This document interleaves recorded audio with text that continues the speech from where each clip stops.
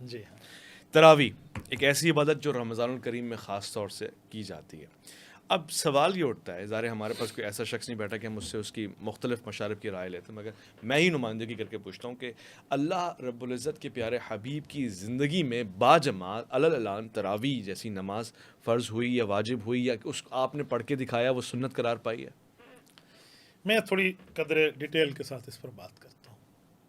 لفظ تراویح، اس لفظ کو دیکھیں، یہ لفظ جمع ہے یا واحد ہے؟ یہ جمع الجمع ہے. تو ترویحہ اس کا مطلب ہوتا ہے 4 رکعتیں پڑھنا، اوکے. ترویحہ. اس کے بعد چھوٹا سا آرام کرنا راحت سے.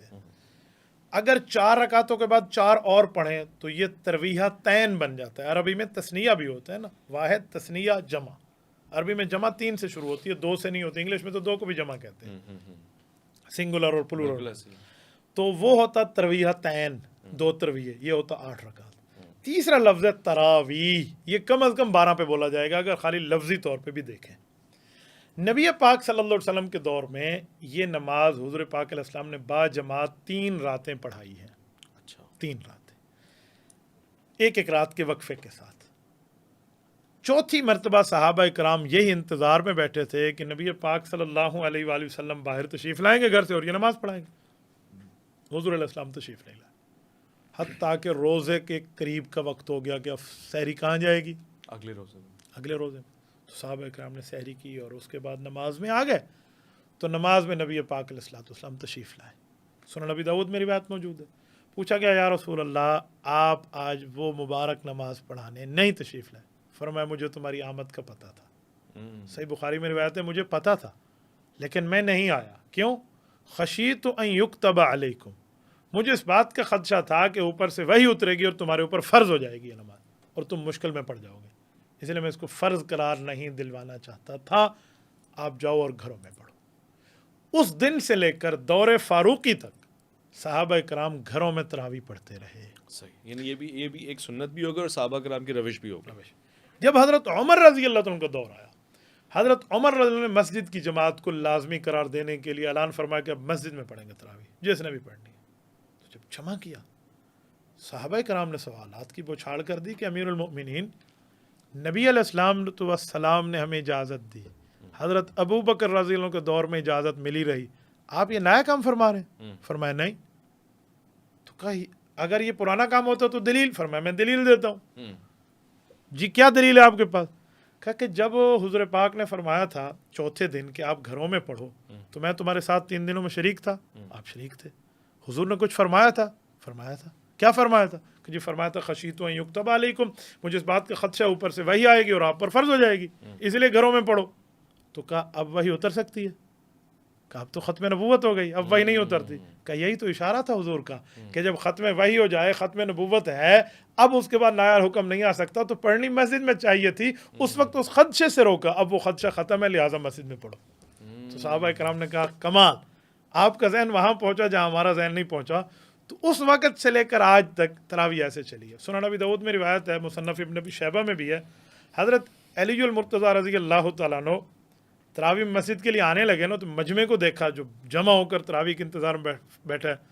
تو فرمایا اللہ اکبر، نور اللہ قبر عمر، اللہ حضرت عمر کی قبر کو نور سے بھر دے، کما ینور مساجدنا، جس طرح اس شخص نے ہماری مسجد کو نمازیوں کے نور سے بھر دیا.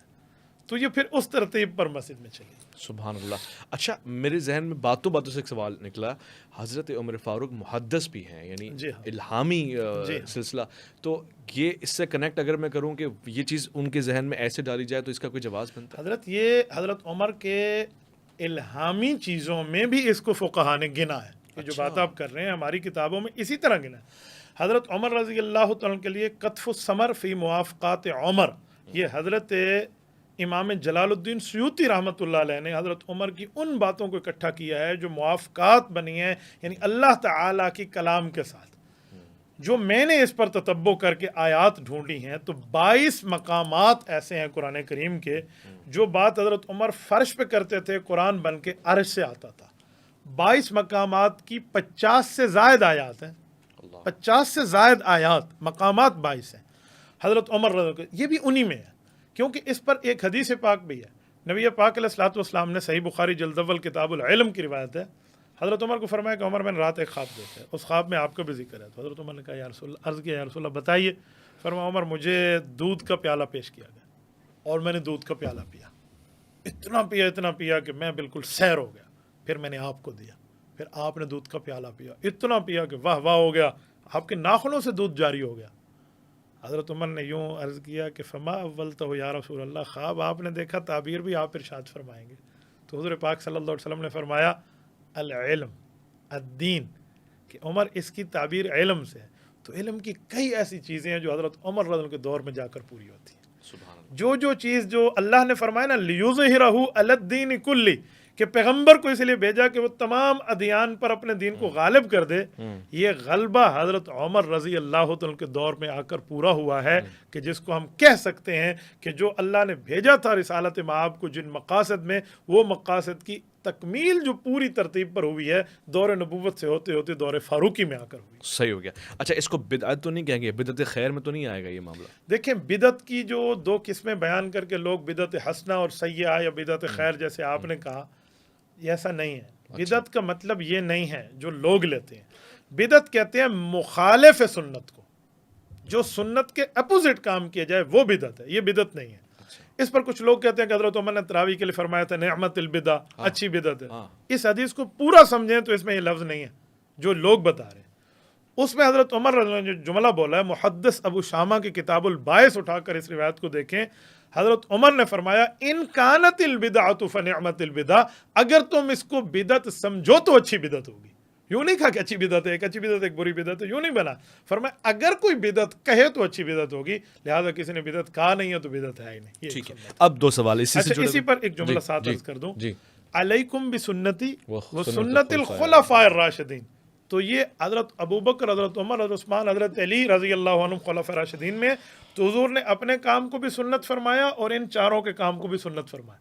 تو یہ حضرت عمر کا کام ہے، تو سنت خلفاء میں سنت ہی بنتی ہے، بدعت نہیں بنتی۔ اب سنت رسول اور سنت خلفاء راشدین میں سے اس کی رکعت کا تعین کر کے مجھے بتائیں کتنی رکعت ہے؟ رائٹ، جہاں تک رکعت کی بات ہے، اس میں شروع میں نے لفظ تراویح، ترویحتین اور ترویحہ میں ایک اشارہ کیا تھا۔ رکعت حضرت رسول اللہ صلی اللہ علیہ وآلہ وسلم کے دور میں کتنی تھی، اس پر مختلف حضرات کی مختلف رائے ہے۔ میں آپ کو وہ پیش کر رہا ہوں جو 1000 سال سے زائد حضور کی مسجد میں پڑھی جا رہی ہے، اور وہ رکعتیں ہیں 20۔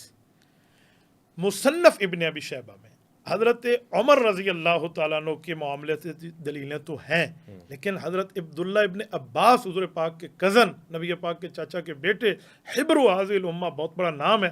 تو حضرت ابن عباس کی روایت ہے کہ صلی رسول اللہ علیہ وسلم فی رمضان 20 رکعتا والوتر، حضور پاک نے ہمیں 20 رکعت تراویح پڑھائی اور اس کے بعد وتر پڑھائے۔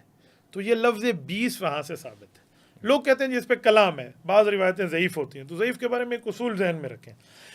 روایت میں اگر ضعف آ جائے تو مجھے بتائیں، جب بندہ بیمار ہو جائے اس کے ٹھیک کرنے کے لیے ڈاکٹر اور اطباء نہیں ہیں؟ تو جب روایت میں ضعف آ جاتا ہے تو محدثین کس کام کے ہیں؟ تو محدثین اس کا جواب دیتے ہیں۔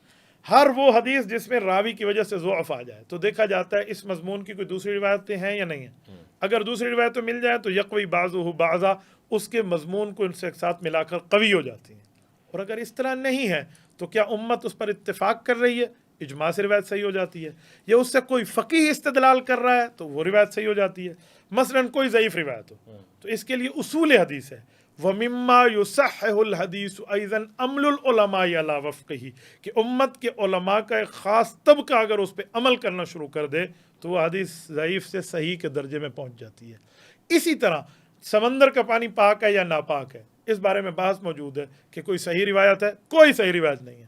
ان روایات پہ ضعف ہے کہ جس میں سمندر کے پانی پاک کی بات ہے، لیکن ہم سمندر کا پانی پاک مانتے ہیں۔ کیوں؟ اس پر اگر آپ کہیں تو میں پورے اصول حدیث کی وہ پڑھ کے سنا دوں، کوٹ کر لوں۔ حضرت امام بخاری رحمۃ اللہ تعالیٰ علیہ نے سمندر کے پانی کے پاک کے لیے اس پر ایک اصول دیا ہے۔ امام ابن القیم رحمۃ اللہ علیہ نے استذکار میں لکھا ہے، میں وہ پڑھ دیتا ہوں۔ لما حکا عن الترمذی ان البخاری صح حدیث البحر هو الطهور ماؤه واهل الحديث لا يصححون مثل اسنادی ولكن الحديث عندي صحیح لان العلماء تلقوه بالقبول۔ وہ فرماتے ہیں کہ جو سمندر کا پانی پاک ہے، حدیث میں هو الطهور ماؤه والحل میتته، کہ اس کا پانی پاک ہے، فرمایا یہ روایت تو لفظاً ضعیف ہے لیکن ہم اس کو ضعیف نہیں مانتے. کیوں؟ کہ فقہا کی اکثریت اس پر اجماع کیے ہوئے ہے تو یہ صحیح ہو گئی ہے. تو اگر اس روایت پر کوئی اعتراض بھی کرے کہ لفظ 20 پر فلاں فلاں چھوٹے چھوٹے اعتراض، تو اس پر فقہا کی اکثریت حنفی، شافی، مالکی، حنبلی، چاروں اہل سنت والجماعت کے جو اعتراض طبقے کس ہیں، کو ہے؟ سنیں نا، چاروں اہل سنت والجماعت کے جو طبقے ہیں تو چاروں 20 کے ہی قائل ہیں، بلکہ امام مالک تو 36 کے قائل ہیں. حضرت امام مالک کی جو 16 آگے نفلی ہیں، نوافل ہیں، اس کی ایک ترتیب ہے. 16 نوافل کیا ہے؟ وہ فرماتے ہیں جو مکہ والے تھے نا، وہ ہر 4 رکعت کے بعد ایک طواف کرتے تھے، تو ہم 4 رکعت کے بعد 2 نفل پڑھ لیں گے. کیوں؟ وہ ایسے کرتے ہیں تو ہم ایسے، یعنی 20 سے کم کا کوئی قائل نہیں ہے. اوکے، تو اس ترتیب پر یہ 20 ہی رکھتے ہیں جو تراویحوں کی آ رہی ہیں. ٹھیک ہو گیا. ان کیس اگر کوئی 20 سے کم پڑتا ہے تو وہ تراویح کاؤنٹ نہیں ہوگی؟ حضرت تراویح کاؤنٹ نہیں ہو رہی، نفل ہے، اس کی مرضی ہے، وہ پڑھے، ہم منع نہیں کرتے، نفل جتنی پڑھے، مسنونیت کا طریقہ 20 ہی. اور آپ نے کہا کہ لفظ تراویح بھی کم سے کم 12 ہوں گی، اس سے کم نہیں ہو سکتی. وہ لفظی معنی میں، لغوی معنی میں اگر دیکھیں تو 12 ہی بنتی ہیں کم از کم. اگر ہم دیکھیں تو زیادہ جتنا بھی لیا جا سکتا ہے، لیکن اس لغوی معنی کو شریعت نے کیا لیا ہے؟ شریعت نے اس کو 20 لیا. خوبصورت. اور اس کا کوئی وقت معین نہیں ہے؟ میں یہ کہوں کہ تراویح اگر آدھی رات کو یا فجر سے پہلے بھی ہو جائے تو ہو سکتی ہے؟ دیکھیں، وقت متعین کی بات ہے نا کہ اس وقت ہی پڑھنی چاہیے، اس حد تک تو نہیں ہے. لیکن تراویح کے لیے اتنی بات ضرور ہے کہ تراویح عشاء کے بعد اول وقت میں پڑھی جاتی ہے، اور تہجد عشاء کے بعد آخر وقت میں پڑھی جاتی ہے. یہی فرق ہے. تو اسی لیے تراویح کو اگر تراویح کے وقت تک ہی پڑھ لیا جائے تو بہتر ہے. اگر کسی وجہ سے لیٹ ہو گیا تو آپ اس کو اذان صبح سے پہلے پڑھ سکتے ہیں. بہت خوبصورت. میرے پاس جو سوالات تھے بہت ہی خوبصورت اور آسان انداز سے آپ نے ان تمام سوالات کا جواب بھی دیا اور تبصرہ بھی فرمایا. بہترین ہو گیا. آخری اختتام میں نے خالی یہ سوال پوچھنا ہے، ظاہر رمضان الکریم کی انتہا کے اوپر عید کے معاملات شروع ہو جائیں گے، تو عید کے دنوں کے اوپر بھی اختلاف ہے، کوئی 3 کوئی 4، اس کے اوپر یہ مسئلہ کیا ہے؟ اس کو ذرا بیان فرماتے ہیں. عید الفطر پہ تو غالباً نہیں ہے، عید الاضحیٰ پہ ہے. قربانی کے دنوں میں کچھ حضرات کہتے ہیں کہ عید الاضحیٰ جو ہے تو وہ 4 دن ہے، 3 نہیں ہیں. ان حضرات سے پوچھیں کہ آپ یہ بات کیوں کرتے ہیں، تو وہ کہتے ہیں حدیث پاک میں ہے کہ جو ایام التشریق ہے وہ سارے کے سارے ایام الذبح ہیں. تو ایام تشریق یہ چوتھی عید کو جا کے پورے ہوتے ہیں، تو اس لیے چوتھی عید کی اثر تک ہم قربانی بھی کر سکتے ہیں. پہلی بات تو یہ کہ اس روایت میں صرف ضعیف ہونا نہیں ہے، اس پر کذاب راوی بھی موجود ہے. دوسری بات یہ ہے کہ اگر اسی کو ایسے ہی مان لیا جائے تو بھی ان حضرات کے یہ نظریے کے مطابق نہیں ہے، کیونکہ ایام التشریق میں جو تکبیرات تشریق شروع ہوتے ہیں وہ عید سے 1 دن پہلے شروع ہوتے ہیں. تو پھر ایک دن پہلے کا تو کوئی قائل نہیں ہے وہاں قربانی کا. تو اس لیے ایسا نہیں ہے، بلکہ حضرت علی المرتضیٰ رضی اللہ عنہ کی روایت موجود ہے. یہ تفسیر طحاوی کے اندر موجود ہے، الجامع الاحکام میں. حضرت علی فرماتے ہیں ایام معلومات جو قرآن کہتا ہے تو اس سے مراد 3 ایام ہے. ہم نے نبی پاک صلی اللہ علیہ وسلم سے 3 روز ہی سنے ہیں. تو امام ابو حنیفہ رحمۃ اللہ علیہ کے جو مسلک کی بنیاد ہے وہ اس طرح حضرت علی کے اور حضرت عبداللہ بن عمر کی روایات کی بنیاد پہ ہے کہ وہاں 3 دن کی تصریح ملتی ہے.